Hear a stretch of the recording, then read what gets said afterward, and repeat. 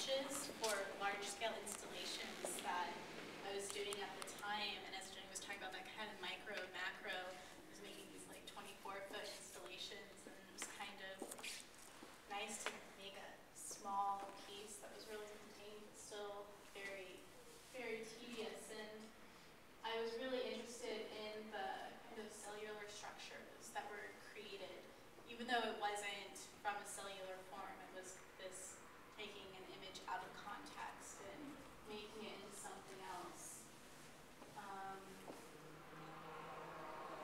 That's what this body of work has been about, and I kind of like was more interested in kind of these bodily forms that were emerging, which led to the work around the corner. If we want to take a stroll over there.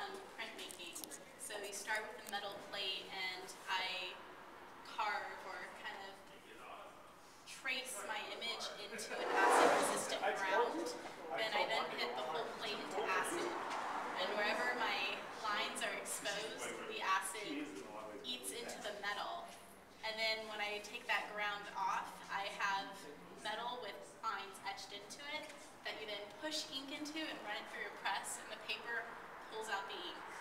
So, I don't know, I kind of like printmaking because it's kind of like magic.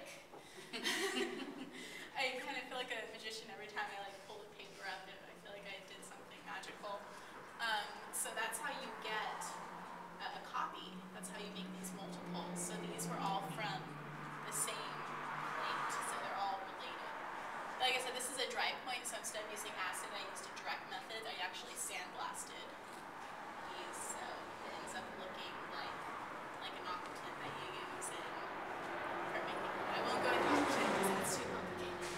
But something that I like about work is the tedious nature of the sewing. It's all by hand, which a lot of people have asked me, like, why don't you just use a machine? Wouldn't it be faster? But I wouldn't be interested in making it if it didn't take a long time. I kind of think the process is just as much of the art as the finished piece itself. So I think we would notice the difference too if it was done by machine. Yeah. The evidence that it's done by hand because the patterns are similar, but they're off by sort of these micro elements, you know. Yeah. Yeah, I think that kind of very subtle inconsistencies are what kind of, I don't know, I think it makes it a lot nicer. So, this one is actually, it's funny, Jenny was talking about how not wanting to give away the clue of what it's based off of, and that was something that I struggled with for a long time, but I've kind of come to the conclusion that people are always going to bring their own read to something, so I've kind of just embraced my, like, I can't control, so I'm kind of okay telling people with what it comes from. These are actually based on pomegranate pots that I was photographing. I grew up in a rural area right outside of Fresno in Central California, and so I had a lot of vegetation and life around me.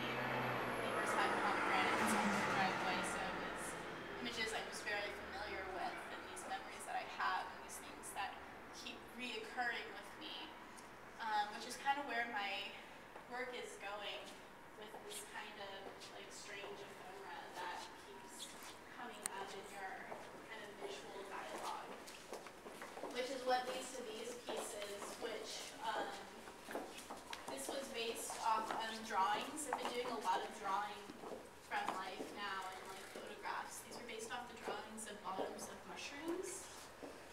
And this one over here was based off the drawings of figs. So we had a fig tree, and I didn't know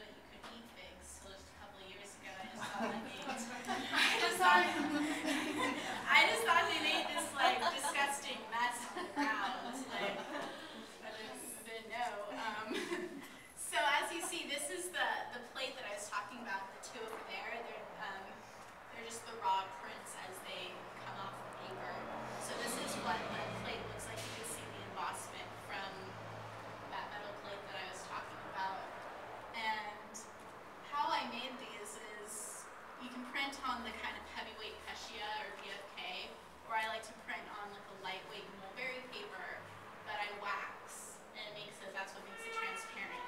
And there's also something nice because I use beeswax, so then I smell like honey for a couple days. I don't know, that's just a nice little like phenomenological touch when you make art, I guess. So then I lay the pieces out and I stitch them, and again it's all by hand. This took me roughly 10 hours to sew.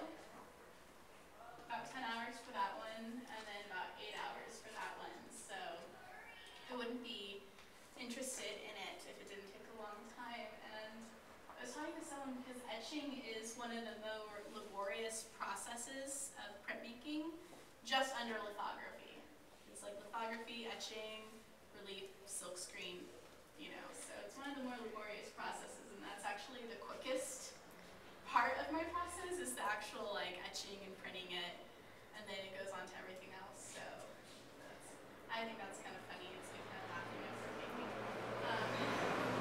Are there any questions? Are you doing the sewing and the etching just sort of silently in your studio? You don't watch TV and try to do this stuff? Sometimes I do. It's kind of it kind of changes. Sometimes it is kind of silently in my studio.